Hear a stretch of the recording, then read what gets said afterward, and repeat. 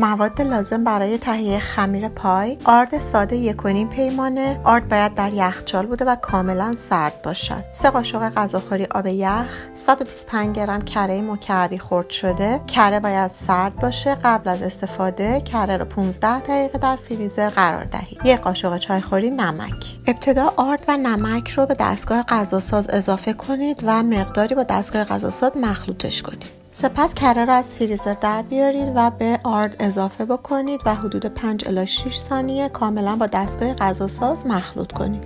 لطفا توجه کنید طریقه مخلوط کردن خمیر پای به شکل پالس هستش، یعنی 2 ثانیه باید مخلوط کنید و 1 ثانیه استاپ کنید دستگاه رو و دوباره این کار رو برای 5 الی 6 ثانیه انجام بدید.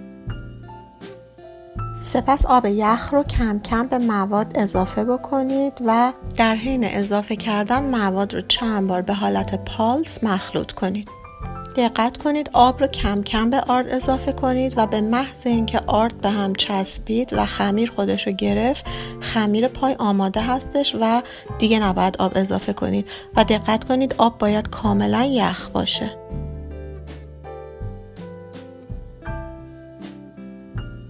به محض اینکه آردمون جمع شد و به هم چسبید، خمیر رو از دستگاه غذاساز خارج کنید. خمیر رو به حالت گرد صاف بکنید و داخل پلاستیک گذاشته و برای 20 دقیقه در یخچال نگه دارید. پس از 20 دقیقه خمیر رو از یخچال خارج کنید، از پلاستیک خارج کنید.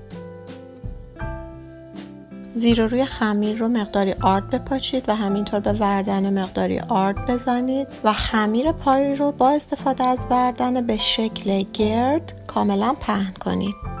دقت کنید خمیر پای نباید خیلی نازک بشه. ضخامت خمیر پای تقریباً 1 سانتی متر الی 1.5 سانتی متر باید باشه. در حین صاف کردن با وردن اگر خمیر از حالت گردی در بیاد میتونید با دستتون دوباره به اون شکل گرد بدید. پس از اینکه خمیر پای به اندازه قطر ظرف پایی که دارین پهن و گرد شد، با استفاده از وردن به آرومی خمیر رو روی ظرف پای منتقل بکنید. با دقت خمیر رو فشار بدین تا قالب ظرف رو به خودش بگیره. اضافه های دور خمیر رو با چاقو ببرید.